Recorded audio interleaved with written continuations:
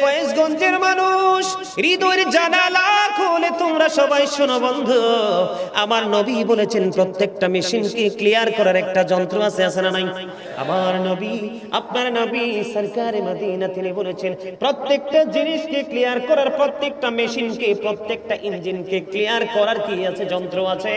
আমার নবী বলেছেন ঠিক তেমনি মানুষের মনের ঘরের ময়লা দূর করার জন্য যন্ত্র হলো মাওলার জিকির। জোরে জোরে বলুন না সুবহানাল্লাহ। আমার নবী, আপনার নবী, দু জাহানের বাদশা নবী, তিনি বলে দিয়েছেন বন্ধু, জিকির জবান দিয়েও করা যায়, কাল দিয়েও করা যায়। হাদিস শরীফের মধ্যে এসেছে কলব এবং জবান দুইটা মিলে যে জিকিরটা হয়, এটাই হলো সবচেয়ে উত্তম জিকির।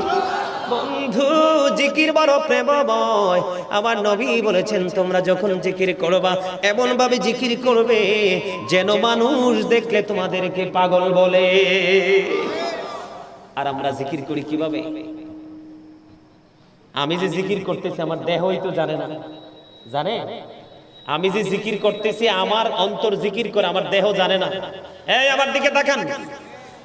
আপনারা কি মনে করেন মানুষের আসল সত্তা কি তার দেহ নাকি তার আত্মা?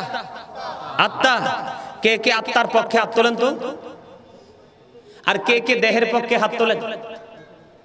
দেহের পক্ষে আছে একজন, উনি আমার কথা প্রশ্ন বুঝে নাই, এজন্য তিনি হাতটা উঠায় রাখছে।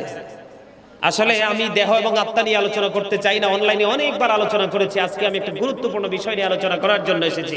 সম্মানিত উপস্থিতি, আপনাদের অবস্থা দেখে আপনাদের অবস্থার পরিবর্তন ঘটানোর জন্য আমি আপনার দুরুদ এবং জিকির নিয়ে সংক্ষিপ্তভাবে আলোচনা করেছি। আপনারা যদি লম্বা আলোচনা শুনতে চান, দুরুদ দিয়ে জিকিরের রেফারেন্স সহ আপনার মিডিয়াতে আছে, অনেক মিডিয়াতে আছে। আমি আজকে আলোচনা করব এমন একটা বিষয় নিয়ে, সেই বিষয়টা হলো বর্তমান কিন্তু নিত্য দিনের যে চাহিদা পূরণ করে জনগণ, নিত্য যে পণ্যগুলোর যে ঊর্ধ্বগতি, সেটার জন্য কিন্তু একেবারে বাংলাদেশের জনগণ কিন্তু নাকাল অবস্থায় আছে, আছে না নাই? এটা কিন্তু শুধুমাত্র আমি আপনাদেরকে বলি, আওয়ামী লীগ থাকুক, বিএনপি থাকুক, জাতীয় পার্টি থাকুক, যেই পার্টি থাকুক, এটা কিন্তু শুধুমাত্র কিন্তু সরকারের উপর বর্তায় না, কিছু ব্যবসায়ীদের উপরও কিন্তু সেই অভিযোগটা আসে। বলে হুজুর কেন আসে? এটা কিন্তু আমি বর্তমান বাংলাদেশের প্রেক্ষাপট পরিস্থিতি দেখে বলিনি। আমি যে আলোচনা বা বক্তব্যটা দিতে যাচ্ছি সেটা কোরআন এবং হাদিস থেকে আমি যেই ধারণাটা নিয়েছি, সেই ধারণা থেকে আমি আজকে আপনাদেরকে আলোচনা দিব, আলোচনা শোনাবো। আপনারা কি শুনতে রাজি? সবাই শুনতে রাজি? আলুর দাম কম না বেশি? এটা কি কম হওয়া উচিত ছিল না বেশি? কম হওয়া উচিত ছিল, কারণ উৎপাদন তো আমরাই করি, ঠিক কিনা বলেন? আরো জোরে। বন্ধু, কেন মানুষগুলো এত অপরাধ করছে, দিন দিন এত অন্যায় করছে, মানুষ জানে না। ও বন্ধু, ছোট্ট একটা ডালা, কি এক্সাম্পল স্বরূপ আমি দিয়ে আমি আমার আলোচনায় ঢুকবো বন্ধু।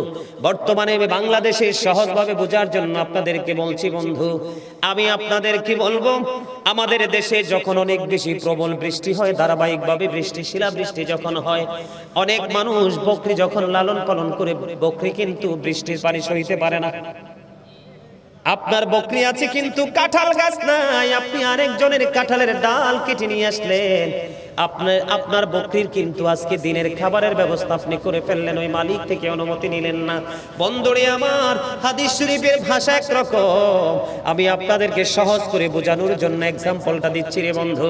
এই ছোট্ট একটা ডালার হক যদি কারো কাছে, কেউ যদি আপনার কাছে পায়, তাহলে ডালার হকের জন্য আপনাকে জাহান্নামে পড়তে হবে। আর মিথ্যা কথা বলে, কৌশল করে কত না মানুষের পকেটের টাকা হাতিয়ে নিয়েছেন।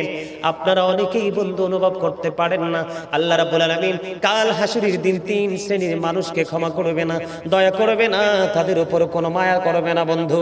এর মধ্যে এক শ্রেণীর মানুষ হলো কাস্টমার থেকে মিথ্যা কথা বলে বলে, কসম করে করে বন্ধু, কাস্টমার থেকে কৌশল করে করে বন্ধু টাকা হাসিল করে নিচ্ছে। কি করে নিচ্ছে?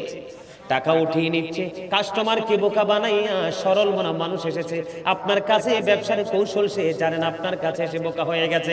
আমি বর্তমান প্রেক্ষাপটে কোনো এমপি মন্ত্রী নেতারা দোষ দিব না, আপনারা সাধারণ লোকাল পরিবেশ থেকে, লোকাল অতি সাধারণ ভাষায় আমি বলতেছি বন্ধু, আপনারা যে কোনো জায়গায় আপনি যান, জিতার মতো কোনো সুযোগ আপনার কাছে না। আরো জোরে বলেন ঠিক না বেঠিক?